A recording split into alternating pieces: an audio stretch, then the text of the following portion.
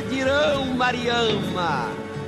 Que é política, que é subversão, que é comunismo.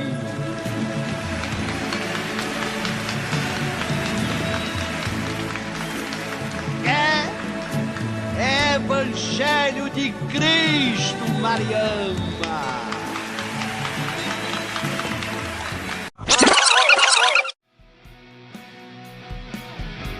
Se você está ouvindo os Macabeus, é porque a revolta já começou.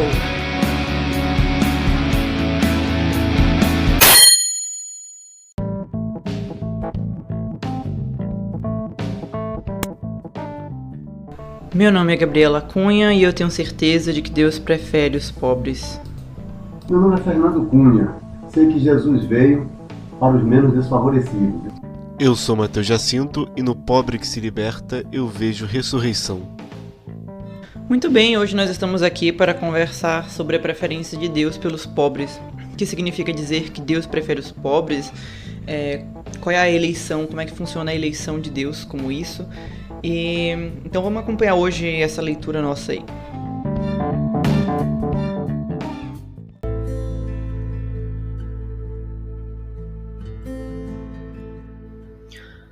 Ainda mais, também Rebeca concebeu de um só, de Isaque, nosso patriarca. Portanto, antes que nascessem, antes que fizessem algo bom ou mal, para que o desígnio escolhido de Deus se cumprisse, não pelas obras, mas pela vocação, Rebeca recebeu um oráculo: o maior servirá ao menor. Assim está escrito: amei Jacó, rejeitei Esaú. O que diremos? Que Deus é injusto? De nenhum modo. Ele diz a Moisés: eu me compadeço de quem quero, tenho piedade de quem quero. Nós escutamos um trecho da carta de São Paulo aos Romanos, mais especificamente Romanos 9. E esse trecho ele é muito importante, muito enigmático, porque ele está dizendo claramente que Deus ele escolheu Jacó e ele detestou Esaú. Então essa fala, esse trecho aí, ele é muito utilizado, né, para falar que Deus ele escolhe algumas pessoas porque ele deliberadamente escolhe algumas pessoas para a salvação e outras pessoas para o inferno. Então esse trecho ele é muito utilizado para falar sobre a salvação. E ele acaba sendo um dos textos mais complicados da Bíblia. E uma das coisas que a gente está querendo trazer aqui é que esse trecho, na verdade, ele não fala sobre a salvação. Se a gente for olhar o contexto, ele está trazendo uma mensagem um pouco mais complexa do que falar sobre quem vai ser salvo e quem não vai ser salvo.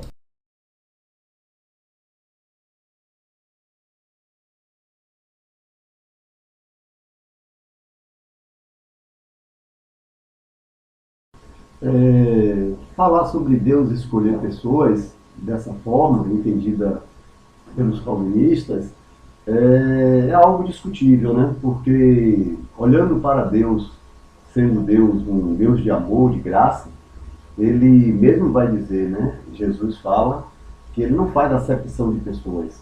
E quando se refere à opção de Deus, é justamente nós compreendemos que pelo seu amor, que é tão imenso, ele vai olhar justamente para aqueles que mais necessitam. E Jesus chega a condenar os fariseus e saduceus, que na maioria das vezes, eles procuravam dar os primeiros lugares, aqueles que tinham anéis, que eram homens ricos, e Jesus disse que não deveria ser assim. E quando ele fala também, por exemplo, de religiosos que se autovalorizam pela sua religiosidade, ele diz que nem sempre é assim que Deus se agrada, né? Pelo contrário, aquele que se humilha será exaltado. O engraçado é que esse texto, em momento nenhum, logo ali no início, ele fala sobre salvação ou condenação. Não está falando sobre, olha, Deus um dia chegou e determinou, eu quero salvar essas pessoas e eu quero condenar essas. Essas vão para o céu, estas vão para o inferno. Não é isso que o texto está falando. O texto está dizendo que Deus, na sua sabedoria, na sua onisciência, ele determinou e escolheu, predestinou alguns para o seu plano de salvação. E o plano de salvação de Deus, ele não se trata do simplesmente ir para o céu, mas o plano de salvação, na escolha de Jacó, na escolha de Abraão, na escolha de Isaac, na escolha de Judá, na escolha de Davi, na escolha de Salomão e assim por diante, é o plano da vinda do Messias, porque ele é o Salvador, ele é a salvação. Então, a gente tem uma visão muito isto ou aquilo na Bíblia, e isso é muito complicado, porque a Bíblia não funciona assim. A gente tem essa ideia de que se a gente ama um, a gente detesta o outro. Que se a gente deu o nosso amor a essa pessoa, a gente dá o nosso ódio a outra. Diz que se a gente deu... É como se fosse um presente que a gente tem, sabe? A gente tem esse livro aqui. E se eu dou esse livro pra tal pessoa, outra pessoa não vai ter o livro. Mas a graça de Deus é infinita. Não é assim que funciona. Se Deus der a graça dele a uma pessoa, a outra pessoa não vai estar esgotada dessa graça. Então, em momento nenhum é dito que Esaú é odiado por Deus. Que Esaú recebe maldição. Que Esaú não vai mais receber as bênçãos de Deus. Em momento nenhum, Deus diz a Esaú: a partir de agora você está condenado e você não recebe mais a minha graça. O que ocorre é que Deus escolhe Jacó para ser o filho da promessa. Deus escolhe Jacó para ser aquele que vai dar origem ao povo de Deus. E esse povo de Deus, ele não existe como uma exclusividade, porque Deus ama aquele pedacinho de terra no Oriente Médio, e ele odeia todo o resto, e ele espera que todo o resto da humanidade seja condenada. Não é isso. Tanto que Deus continua abençoando e acompanhando Esaú. Tanto que Jacó abençoa Esaú. Tanto que Jacó e Esaú se encontram posteriormente ao momento em que Deus realmente dá sua bênção, a bênção de salvação a Jacó, e eles se reconciliam. Tanto que o povo de Edom vai viver às vezes em melhor relação com o povo de Israel e às vezes em pior relação. Edom é o povo que foi originado de Esaú. E olha que Deus inclusive dá um povo a Esaú. Quando Isaac abençoa Jacó em detrimento de Esaú, Jacó que recebe aquelas bênçãos especiais que foram conferidas um dia a Isaac, que Abraão conferiu a Isaac, Esaú não é amaldiçoado. Abraão não diz a Esaú, Isaac não diz a Esaú: meu filho, agora só sobrou para você a maldição. Eu já abençoei teu irmão, e agora vem a casa para ser amaldiçoado. Seu irmão vai ganhar o céu e você vai ganhar o inferno. Não é isso que é dito. Esaú recebe uma bênção menor porque ele não vai ser o filho de quem vai vir o Salvador, o Messias. Mas Esaú, ele não vai ser amaldiçoado. E posteriormente, um dos profetas, o profeta Abdias, ele vai ser inclusive enviado ao povo de Edom, ao povo de Esaú, que significa que Deus não o odeia, não está ignorando a existência dele. O que Deus deseja de Esaú não é a condenação ao inferno, não é isso que o texto está falando, ele está falando de uma coisa um pouco mais profunda, na verdade. Avançando na temática, né, de hoje, que é falar sobre preferência de Deus aos pobres, não em detrimento dos ricos, mas a gente percebe ao curso da história bíblica, da narrativa bíblica, desde lá do Éden, que, por exemplo, quando o primeiro casal ali, ele desobedece a Deus em buscar uma vida independente de Deus, a graça de Deus começa ali de imediato, onde Deus já mostra para eles que, apesar deles terem ali escolhido uma vida independente de Deus, Deus continua estendendo para eles o seu amor, a sua graça, e afirma para a mulher que dela nasceria aquele, né, o fruto da mulher traria aquele que esmagaria a cabeça da serpente. Então, o que é que a gente pode perceber ali? Que na mesma queda do casal, coisas que a gente vai ver no curso da história da narrativa bíblica da igreja, a mulher sendo colocada em um plano menor. Mas observe que a preferência de Deus é justamente por aqueles que estão em uma situação mais de fragilidade.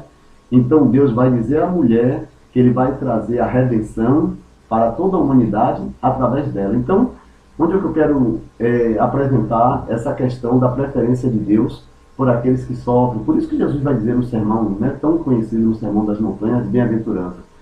Observe que em cada bem-aventurança há uma situação reversa. Bem-aventurados que choram, porque eles serão consolados. Bem-aventurados pobres de espírito. Então, assim, ele vai colocando em cada bem-aventurança uma circunstância bem adversa, onde a graça e a misericórdia de Deus quer alcançar. Por isso o apóstolo Paulo escreve: onde abundou o pecado, superabundou a graça. E aí a gente vai vendo essas narrativas acontecendo, né, em cada aspecto. Eu sinceramente não sei como uma pessoa pode não ver Jesus nos mais humildes. Talvez seja uma falta de contato com a Escritura ou uma dureza de coração imensa. Porque o próprio Jesus disse que se você, quando não dar de comer a quem tem fome, não deu de beber a quem tem sede, quando não visitou os nus, quando não visitou, quer dizer, não vestiu os nus, quando não visitou os presos, foi a ele mesmo que você deixaste de fazer. Então, quando você... É quase uma presença real, né? É quase uma presença real de Jesus no pobre, no mais necessitado. E muita gente gosta também de viver de caridade, né? Muita gente gosta, principalmente muita gente que tem dinheiro assim, gosta de fazer uma ação no fim do ano, doar a cesta básica a essas pessoas. E claro que é importante, mas ao longo do ano também não quer fazer nada a respeito e nega ajuda a essas pessoas. E eu não sei como uma pessoa que pode ajudar, pode fazer a diferença na vida de alguém que precise e que é cristã, se diz cristã. Claro que senão, eu não tô falando de... Nem todo mundo é obrigado a ajudar todo mundo, nem sempre vai poder. Mas eu tenho comigo que eu sempre posso ajudar alguém. Sempre vai ter alguém com menos do que eu tenho. E o que eu posso dar certamente vai fazer diferença a essa pessoa. Se são as obras de misericórdia que fazem a diferença na nossa salvação, como é que a gente pode não ver Jesus nas pessoas e que a gente pode ajudar? Não deveria ter que se fazer um esforço ou se dizer como enxergar, porque tá na Escritura, tá na boca de Jesus, está no rosto das pessoas. Quando você vê uma criança vendendo bala no ponto de ônibus e você não consegue olhar com misericórdia para aquela criança, você não consegue ver Jesus no rosto daquela pessoa sofrida, no rosto daquela pessoa que está na rua, e ninguém quer estar ali, ninguém está ali porque quer, mas está ali porque sofre. Eu não sei como uma pessoa pode não ver Jesus nisso. E como não ver nisso a maior forma de serviço a Deus que se pode fazer. Talvez só aquilo, só por ignorância ou por dureza de coração. O que acontece é que essa preferência de Deus pelos mais desfavorecidos, ela começa desde o Éden. Então é como você estava falando, pai. Deus, lá no Éden, quando cai o homem e a mulher, quem foi que caiu primeiro? Eva. Então, no sentido de estar desfavorecido, foi criado depois, caiu primeiro, quem está desfavorecido é ela. Com quem é que Deus firma uma aliança de promessa de que a partir daquela pessoa viria o Salvador do mundo? É com Eva. Ele não vira para Adão e diz: não se preocupe, eu vou resolver isso daqui e você vai ter um filho. Não. Ele diz para Eva, né, que dela viria uma descendência. Posteriormente, na situação de Caim e Abel, Caim com certeza era o homem mais forte. Trabalhava com agricultura. E o período bíblico, né, ele vai passando por cima da história da humanidade. E quando a humanidade começa a tratar com a agricultura, é um dos primeiros passos de desenvolvimento da humanidade. É quando a gente deixa de ser nômade. Porque você pode cuidar de rebanhos sendo nômade, mas você não pode ter uma agricultura, ter uma plantação sendo nômade. Então é um dos momentos que a história aponta como um dos primeiros momentos em que a humanidade tem um desenvolvimento grande. E Caim tinha essa representação, a representação da cidade, que depois vai aparecer na Torre de Babel, de um povo que se recusa a viver andando, viver se espalhando e viver em sociedade plural, e constrói uma cidade. E Caim é a representação disso. E Deus não aceita essa novidade dele, essa coisa extraordinária, como o mais importante. Deus aceita o sacrifício de Abel. Ele vai proteger Abel, que é essa figura mais frágil, que inclusive quando Caim vai matá-lo, ele perde essa luta. Ele não consegue. Provavelmente a Caim era o homem mais forte. E Deus ama mais Abel. Mas ainda assim, esse amor de Deus, como eu estava falando lá antes sobre Jacó e Esaú, ele não diz pra Caim, Deus não fala pra Caim, você agora tá condenado, sabe? Tipo, eu aceitei o sacrifício de Abel. Que a gente não pode deixar de falar que o sacrifício de Abel é também um protótipo do sacrifício de Cristo. E é por isso que ele significa salvação. Então sempre que Deus escolhe alguém, ele ama mais alguém na antiga aliança, na primeira aliança, é porque aponta para o filho dele, para a salvação.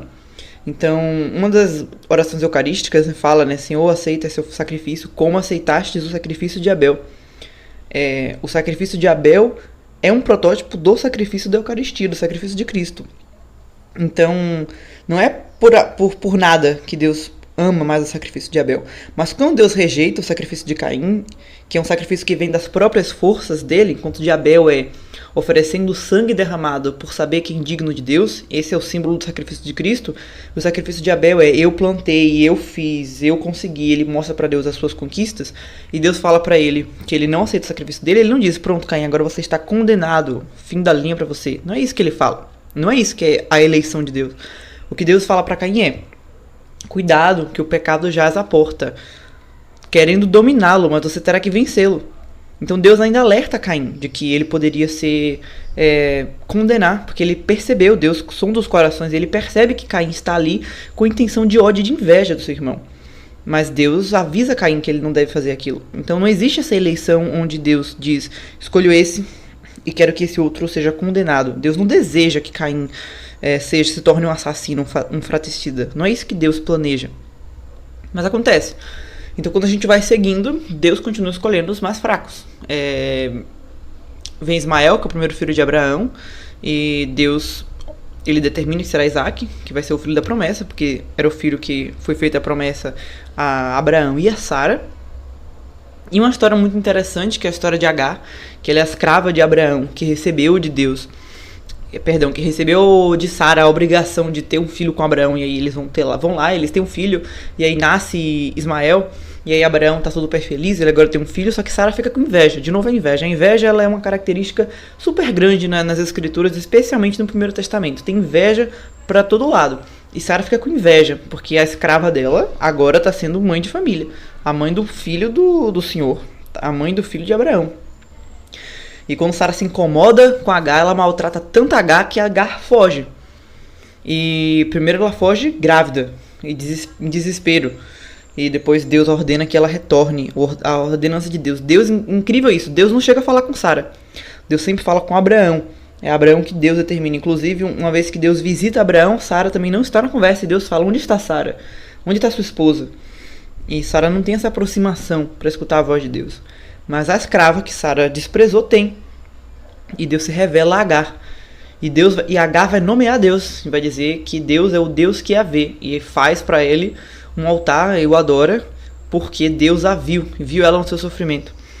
E em certo momento a situação aí de discórdia, de animosidade, de inveja vai ficar tanta que Agar vai realmente ter que ir embora. E Sara diz para Abraão, essa mulher vai embora daqui. E Abraão fica entristecido, né? Tipo, por que isso vai acontecer? E Deus fala, olha, deixa ela ir. Então a gente vê também que isso não parte de Deus, né? Não é Deus que fala, abandona a tua esposa, abandona essa mulher com a criança dela.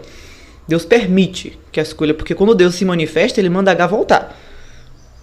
Mas a insistência, a dureza do coração de Sara, a dureza do coração de Abraão, e Deus permite, deixa aí. Mas no momento que isso acontece, a gente vê aí, novamente, a gente tem um filho da promessa, Isaac, não era de Ismael, e Deus falou isso várias vezes. Ele não mandou Abraão ter relações com Agar, mas aconteceu, e o menino não vai ser rejeitado por isso. Deus não vai tratar Ismael como se ele fosse um amaldiçoado. A gente bota essa nossa cabeça nessa visão de herói e vilão.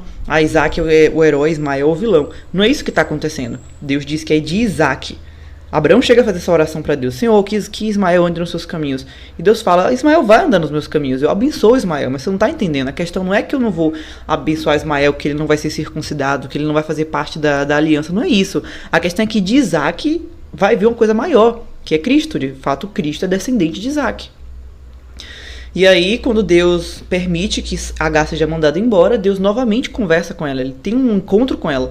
E ele diz que ela não se preocupe, que o filho dela vai ser abençoado. Então, onde é que está o ódio de Deus aí? Onde é que está? Deus abençoa Isaac e Deus amaldiçoa Ismael. Ismael não é amaldiçoado em momento algum. Na verdade, Ismael é abençoado também. Porque a bênção de Deus não tem limites. Deus abençoa Isaac e Deus abençoa também Ismael. Então, essa preferência de Deus por aquele que é mais fragilizado está totalmente ligado com a salvação e com a vinda de Jesus Cristo, que vai vir também dessa descendência e que vai vir também como um homem fraco, aos olhos dos homens. Vai vir como um homem pobre, como um homem simples. Então aí que está essa questão da eleição. Não se trata de uma eleição para salvação ou para condenação. Ter esse olhar na perspectiva de que Deus é um Deus cheio de graça, cheio de amor, a ponto de escolher os mais fracos. Chega os apóstolos, né?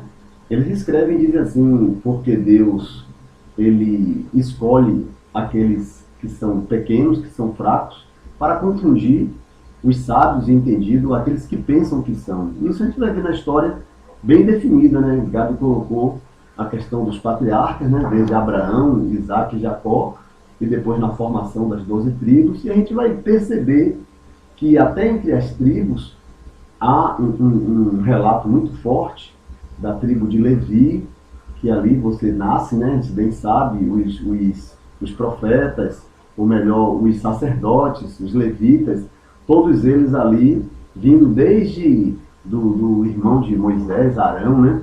E aquela tribo de Levi, ela se estende durante toda a história da narrativa do Antigo Testamento até ao Novo Testamento. Porém, quando a gente vê a chegada de Jesus, Jesus justamente já não vem dessa tribo de Levi, porque o sacerdócio de Cristo, ele é oriundo pela genealogia da tribo de Judá, que não era, na verdade, e é interessante, tudo isso que a gente está falando vai apontando para um Deus que muda a perspectiva do que o normal esperaria. Por exemplo, Jacó, ele amou quem? Se você observar, Gabi, entre Lia e Raquel, Raquel foi a preferida, foi a escolhida por Jacó. A mulher que ele amou foi Raquel. Mas o pai de Raquel e de Lia engana Jacó, como todos nós sabemos, entrega a ele, sem que ele quisesse, entrega a ele a filha mais velha, que é Lia. Lia estava rejeitada, porque ela já era uma mulher, vamos dizer assim, estava passando da idade de casar. Mas o que é que Deus faz? Deus honra a humilhação de Lia e concede a Lia o filho que seria a descendência que traria Jesus Cristo. Isso é maravilhoso. A gente olha um Deus que age assim. Pois é, Jesus ele não vem é como um dos filhos de Raquel, que é realmente a mulher que Jacó amava. Mas de Lia, que era uma mulher que era tão rejeitada por Jacó, que chega a uma passagem da Bíblia onde Lia oferece a Raquel os frutos do filho dela para comprar uma noite com o marido dela. Porque Jacó nem dormia com Lia. Ele rejeitava Lia, ele queria mesmo era Raquel.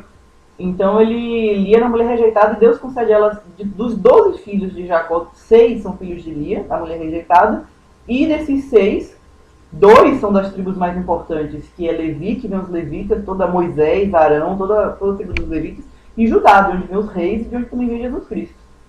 Aí a gente vai ter as 12 tribos, essas tribos vão pro Egito, lá elas chegam primeiro como poderosas, parentes de um governador, porque José vai ser elevado ao status de governador do Egito. E aí a partir disso, então, Deus permite que elas sejam escravizadas, e aí quando eles estiverem escravizados, pequenos, pobres, necessitados, compreendendo que é a dor e a escravidão, porque antes era um povo rico, que inclusive tinha escravos, Abraão tinha escravos, inclusive Agar, que a gente estava falando aqui, né, ela foi escrava, eles tinham escravos. Aí dessa perspectiva desse povo, Deus vai permitir que eles sejam escravizados, aí provando da escravidão, do sofrimento, da angústia, é que Deus vai libertá-los. Então Deus os escolhe novamente, os chama novamente, ele passa um tempo de silêncio, ao ponto de que o povo questiona, onde está esse Deus de Abraão, Isaac e Jacó? E aí ele chama Moisés. Quando? Quando Moisés está no palácio? Não, quando Moisés também empobrece. Quando Moisés empobrece, é que Deus vai chamá-lo e vai ter aquele encontro com ele. E a partir desse encontro, ele vai criar um povo.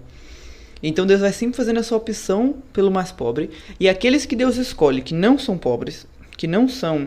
E pobre, entenda no sentido mesmo teológico, de pobreza em todos os sentidos, não só material, de quem não tem dinheiro, mas pobre nas periferias existenciais mesmo. Entendeu? De pessoas que estão desfavorecidas por algum motivo. Como, por exemplo, o mais novo, que era desfavorecido, porque o mais velho recebia basicamente a herança inteira, e o mais novo era desfavorecido. Então, os desfavorecidos, Deus vai estar sempre escolhendo os desfavorecidos, até o momento em que ele vai chegar na terra. Ele vai chegar no seio desse povo que ele formou. Deus formou o povo de Israel para isso, para ele poder encarnar. E aí desse povo ele vai encarnar. E como é que ele vai encarnar? Aí vamos escutar o nosso intervalo aí pra gente já ir pensando em como é que ele vai fazer isso.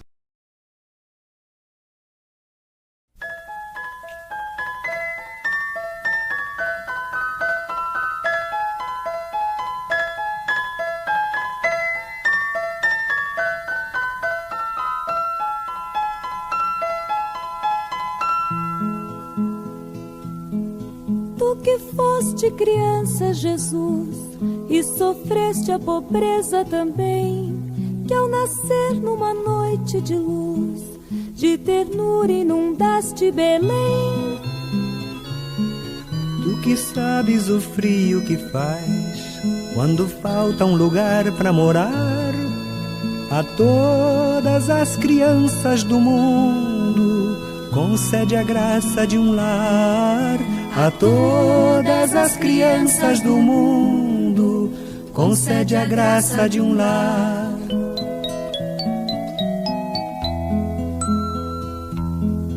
Tu que foste esperança de paz, mas tiveste também que fugir de um poder que seria capaz de matar para não repartir.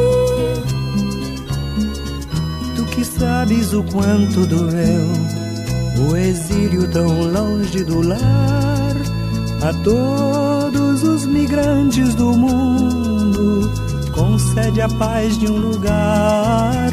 A todos os migrantes do mundo concede a paz de um lugar.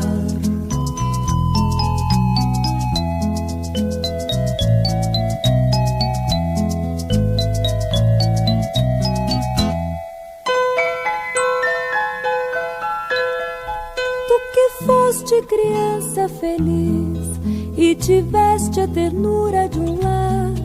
Tem piedade do nosso país, que nem sempre consegue amparar as crianças sem pai nem ninguém, que nas ruas eu vejo a vagar. Ensina os que mandam no mundo por onde recomeçar. Ensina os que mandam no mundo por onde recomeçar. Tu que foste criança, Jesus, tu que foste criança, Jesus.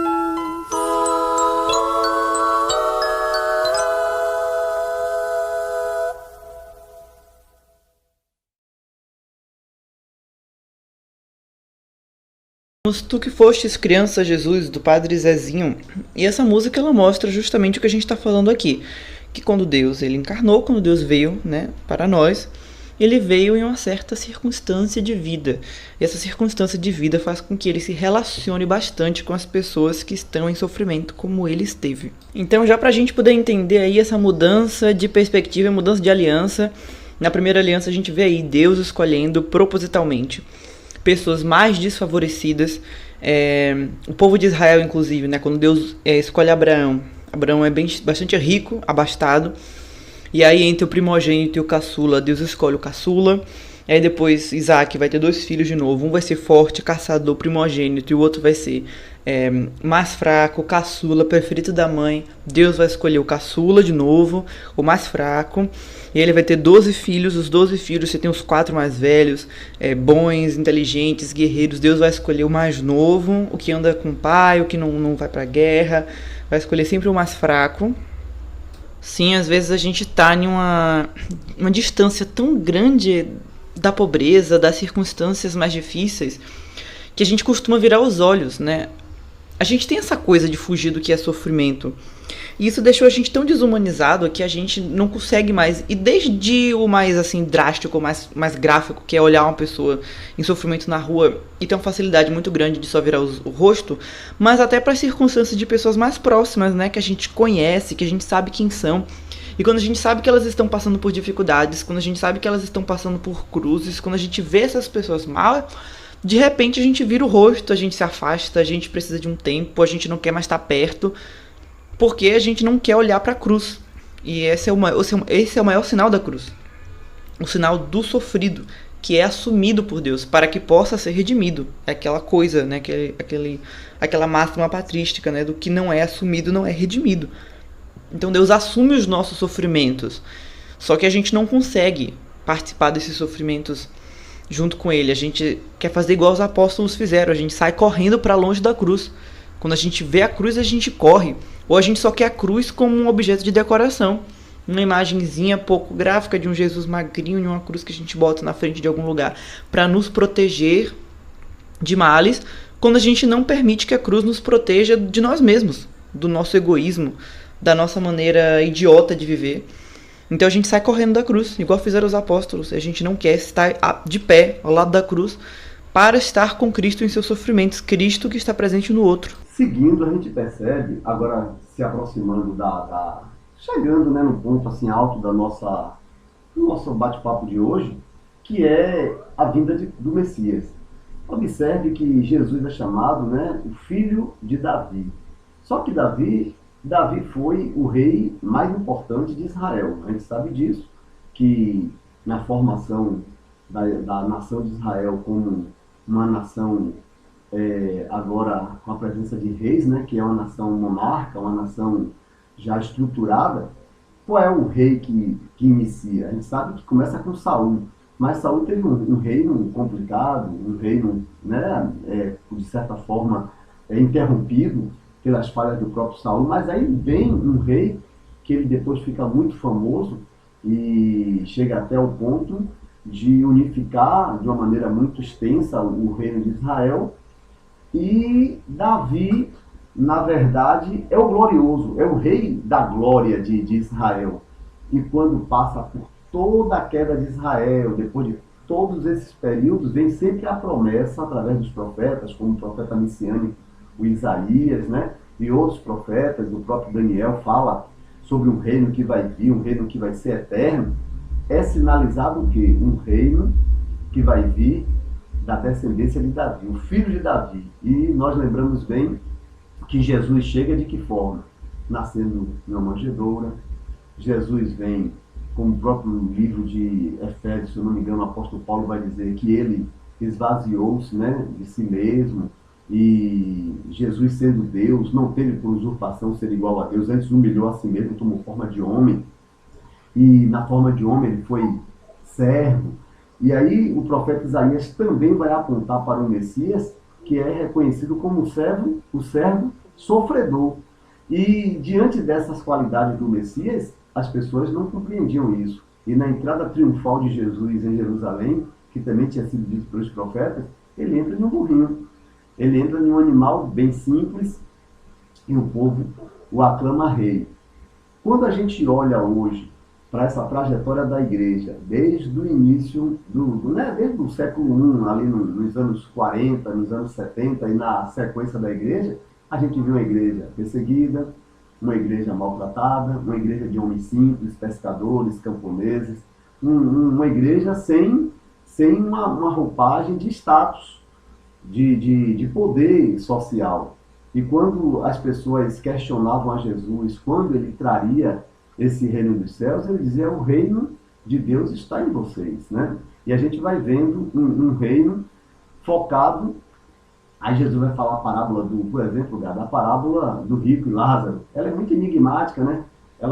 Todas essas passagens em que eu acho engraçado, que não te interrompendo, mas só acrescentando, todas as passagens que vão falar sobre essas questões de preferência de Deus pelos pobres, as pessoas querem espiritualizar. As passagens que são isoladas e aleatórias, que talvez devam ser entendidas de maneira espiritual, as pessoas querem determinar como literal. Mas Jesus fala várias vezes que ele se identifica com uma pessoa pobre.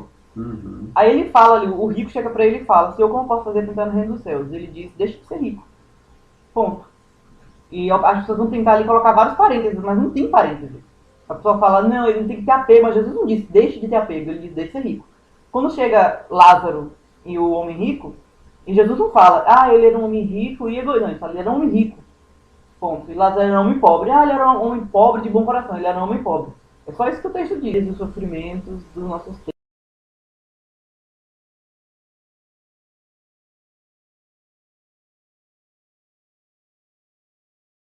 Existenciais, como fala o Papa Francisco. E é engraçado que Jesus se identificou como uma dessas pessoas. Não só ele realmente nasceu, não só se identificou de coração, eu sou um pobrezinho, eu sou igual aos pobres, sendo nascido em berço de ouro, não. Jesus realmente escolheu nascer como uma pessoa pobre, viver como ali um auxiliar de carpinteiro, fazer todo tipo de trabalho que era considerado assim, indigno, assim, aquele trabalho braçal, simples, que muita gente não se dignaria a fazer, mas Deus foi lá e fez. Teve que mendigar, provavelmente, no trajeto de Nazaré para o Egito. Provavelmente tiveram que passar algumas necessidades lá quando chegaram, deviam sofrer ali algum tipo de preconceito por ser de outro lugar, com outra cultura, com outra maneira de viver. Ali é todo mundo pagão, e eles eram judeus, não podiam comer certos alimentos, não podiam ir para tais lugares, deviam ter sido vistos como estranhos, esquisitos. Devem ter sofrido algum tipo de preconceito, teve que aprender a viver em outro lugar, talvez pedir comida e trabalhar. Enfim, passou por todas as vicissitudes e as maiores dificuldades que nós passamos como seres humanos, e se identificou tanto com isso que ele pode dizer que uma pessoa que passa fome na rua hoje é ele, porque ele realmente passou por isso, porque ele realmente vivenciou essa circunstância, ao ponto de que ele diz que se você dá comida a uma pessoa que passa fome, você está dando a ele. E isso não pode ser tratado como se fosse uma coisa simples, uma coisa aleatória. Porque ele está falando isso com muito peso. Ao ponto de que o texto em que Jesus fala finalmente sobre o juízo final, quando ele vai falar sobre o juízo final, Jesus diz, o juízo final é o seguinte: quem deu comida, deu bebida, visitou, cuidou, vai para um lado. Quem ignorou, não deu comida, não deu bebida, vai para o outro lado. E aí Jesus diz que as pessoas vão dizer, Senhor, mas a gente pregou sua palavra, ele vai dizer, não te conheço. Senhor, mas a gente expulsou até demônio, eu não te conheço. É interessante demais essa passagem que Gabi acabou de falar, acerca dessa mensagem final de Jesus, né, na sua volta, né, quando ele faz essa separação.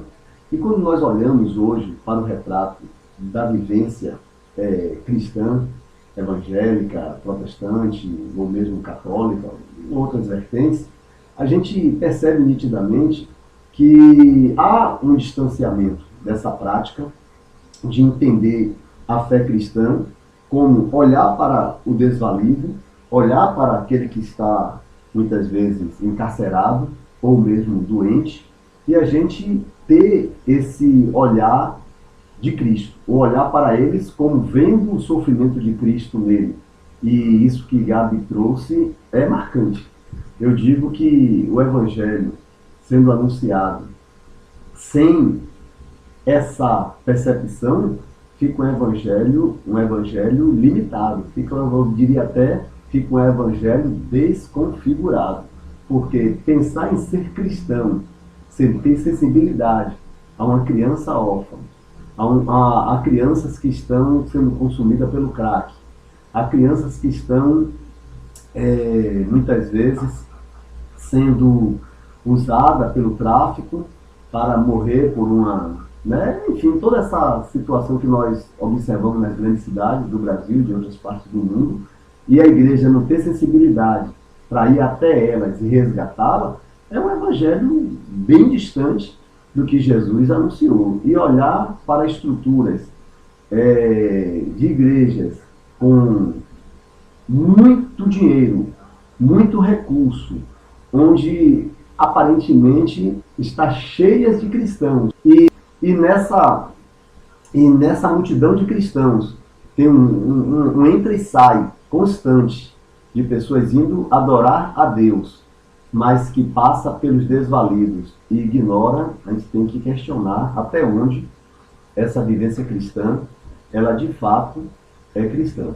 Porque quando a gente vê alguns cristãos que se enveredam por esse caminho do cuidado dos pobres e coisas desse tipo, muitas vezes são criticados. Nós temos em São Paulo, né, o padre Júlio Lancelotti faz um trabalho muito incisivo, muitas vezes expõe a falha do sistema político, social, às vezes até como surgiu uma nota quando ele critica um apresentador de TV que muitas vezes usa um tênis que custa 80 mil. Às vezes as pessoas vão e criticam ele, criticam o padre. ao invés de fazer uma pergunta, será que eu estou também sendo um consumista desnecessário? Será que no meu guarda-roupa eu tenho 5 sapatos, estou pensando em comprar mais um sapato social sem necessidade, que talvez um fosse suficiente? E aí vai, será que realmente eu preciso comprar um veículo de 200 mil, 250 mil, sei lá, uma coisa que talvez um veículo de 60 mil, até menos, satisfaria? Então a gente vai percebendo que cada vez que o capitalismo, que o mundo pós-moderno nos impulsiona a viver dentro de uma bolha, dentro de um condomínio fechado, cheio de proteção, e a gente nem consegue olhar para o pobre, isso desumaniza a gente.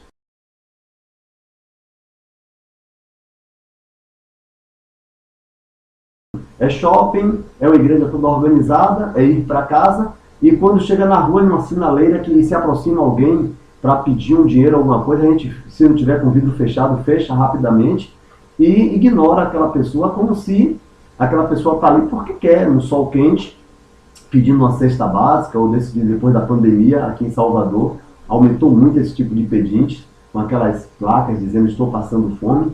Então, o que a gente aqui hoje está abrindo essa reflexão é para nós pensarmos o quanto Cristo ama os pobres. E quando a gente olha para as mensagens dos apóstolos, por exemplo, Tiago, ele vai dizer para as pessoas, sabe qual é a verdadeira religião? Tiago faz uma crítica contundente aos ricos, faz uma crítica contundente aos cristãos que querem viver confiando nas suas posses. Aí ele vai dizer, olha, não diga eu vou amanhã para tal cidade ou para tal local, porque diga se Deus permitir, ou seja, a nossa confiança em tudo deve ser em Deus. Qual é a glória do homem? A palavra vai dizer, é como a flor que nasce, o sol vem e queima. Então tudo aqui é muito passageiro. Jesus vai dizer, olha, ajuntem tesouro nos céus, onde a traça não corrói, onde os ladrões não minam nem roubam. E juntar tesouro nos céus é a gente expandir o reino de Deus, no seu amor, na sua misericórdia, e é mais ou menos por aí.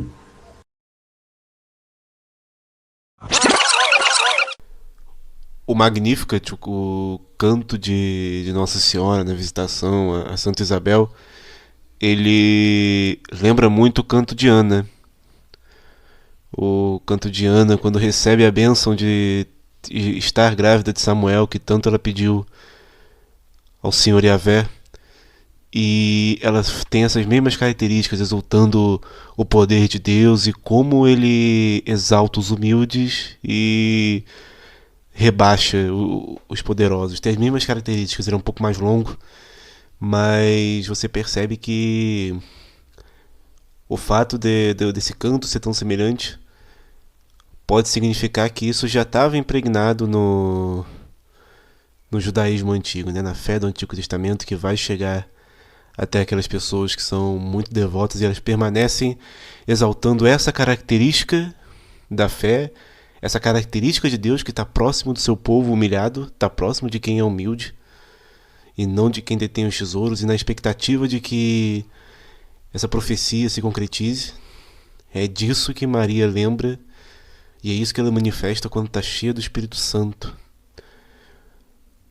O Evangelho de Lucas, ele é muito categórico, acho que por isso que muita gente que tem uma ideia mais progressista, assim, se revolta mais com a realidade que vivemos, mas mais próximo da teologia da libertação, gosta muito do Evangelho de Lucas, porque primeiro que ele já traz esse ponto, ele traz o Magnificat, ele aponta como Jesus nasceu, coisa que os outros evangelhos não explicitam muito bem, às vezes nem citam, as condições que se deram todo o nascimento e ao redor e o seu entorno de Jesus Cristo, para salientar que ele veio de baixo e que Deus segue preferindo o pobre. E Deus prefere que você cuide dos pequeninos a fazer qualquer outra coisa antes. Não os escandalize. Não os deixe passar fome. Não os deixe nus. Até no discurso do Sermão da Montanha, é Lucas que vai vai trazer o ai de vós, não só os bem-aventurados, é ai de vós os ricos, ai de vós o que tem a fome saciada. Ou seja, a responsabilidade que essas pessoas que hoje têm a fome saciada, que hoje têm o poder, o quanto elas vão sofrer por não estarem agindo como devem para as pessoas com quem sofrem. Eu acho isso, eu estou nesse processo de reler os evangelhos, na verdade de ler, porque muitas vezes eu não tive muito contato com a escritura, então já li Marcos, já li João, Lucas, não, li Marcos, Mateus, Lucas, vou começar João agora.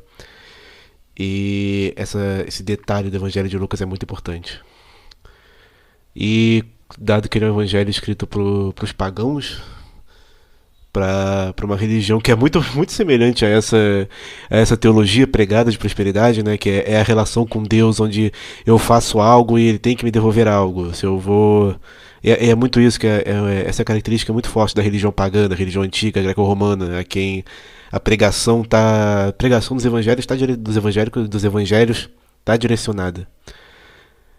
Que os templos eram um lugar de oferenda e a relação com Deus se baseava nisso. Por isso que idolatravam tantos deuses e tinha deuses para qualquer coisa. Porque na medida que você adorava um Deus X para uma razão X, ele já era benéfico para você, então você adotava aquele Deus. Mas de repente não, chega a pregação de um Deus que ama a sua criação e principalmente ama os mais humildes. E estar com mais humildes, estar com mais pobres, é um sinal de graça muito maior do que qualquer coisa, qualquer sacrifício que você possa oferecer. E é isso que ele quer que você faça, é cuidar dessas pessoas, é criar um mundo mais justo para elas. E é uma mensagem muito, muito impactante. Acho que hoje, por a gente estar imerso no pensamento cristão há mais de 2000 anos, na cosmovisão cristã há 2 milênios, a gente não consegue perceber o tamanho do impacto. Mas se a gente olha para a igreja primitiva e o impacto que a mensagem de Jesus causou e quanto pessoas mudaram radicalmente as suas vidas, preferiram a morte do que negar isso, se torna algo muito impactante. Uma coisa muito linda de se pensar. Mãe querida, nem precisa ir tão longe como no teu hino. Nem precisa que os ricos saiam de mãos vazias e os pobres de mão cheia. Nem pobre, nem rico. É importante falar que Deus prefere os pobres justamente porque ele tem essa preferência no sentido de que existe a pobreza. O pecado existe, o ser humano caiu. Nós fazemos mal uns aos outros o tempo inteiro, a cada momento, a todo instante. E por conta disso, existe miséria, né? Existe pobreza em todos esses sentidos mais amplos, de periferias existenciais, como fala o Papa Francisco. E por conta disso, Deus, ao invés de abandonar o ser humano, ao invés de ficar com quem está mais limpinho, ele vai para ficar sempre do lado do que está mais fraco, do que foi mais afetado por essas condições pecaminosas, justamente para que ele possa redimi-lo, justamente para que ele possa ser esse Deus presente, esse Deus que não abandona, esse Deus que sofre conosco, esse Deus que vai até a cruz conosco. Então, falar que Deus prefere os pobres não é uma panfletagem política, apesar de que será político, em muitos momentos será político, porque as pessoas que são vítimas de todas as variadas formas de injustiças sociais, no momento em que a gente acredita que o reino de Deus está no meio de nós, nós não podemos permitir que essas pessoas continuem nessas circunstâncias de vida. Mas não é uma coisa materialística, não é uma coisa que fala só da pessoa enquanto ser que vive aqui, tem que viver bem porque vive aqui, e depois não existe mais nada acontecendo no pós-vida, após isso, porque existe. E na verdade é justamente porque são seres com alma, justamente porque são seres que verão a face de Deus, é justamente por isso que seus corpos precisam ser bem cuidados, e precisam ser bem tratados, e precisam ser supridos das suas necessidades. é justamente por serem feitos à imagem de Deus. Então não é uma panfletagem materialista de que o ser humano só tem essa vida e por isso ele tem que vivê-la bem. Não, ao contrário. Justamente porque ele possui uma centelha divina nele, justamente porque ele vai ser julgado por Deus, justamente porque nós seremos julgados, justamente por isso nós temos que agir como fez o Senhor. E como fez o Senhor? Deu a preferência aos que mais sofreram as consequências do pecado. Então essa é a lógica do reino de Deus, que subverte a lógica do mundo e é contrária à lógica do mundo. Quem é primeiro é último, quem é último é primeiro. Então, se a gente conseguir entender pelo menos isso, a gente vai ter um progresso excepcional na nossa caminhada com Cristo, porque a gente vai se parecer mais com Ele. E é isso. Você acabou de ouvir Os Macabeus, seu podcast semanal católico, fugindo do fundamentalismo e trazendo com leveza reflexões teológicas, políticas e históricas. Vem com a gente, porque a revolta já começou.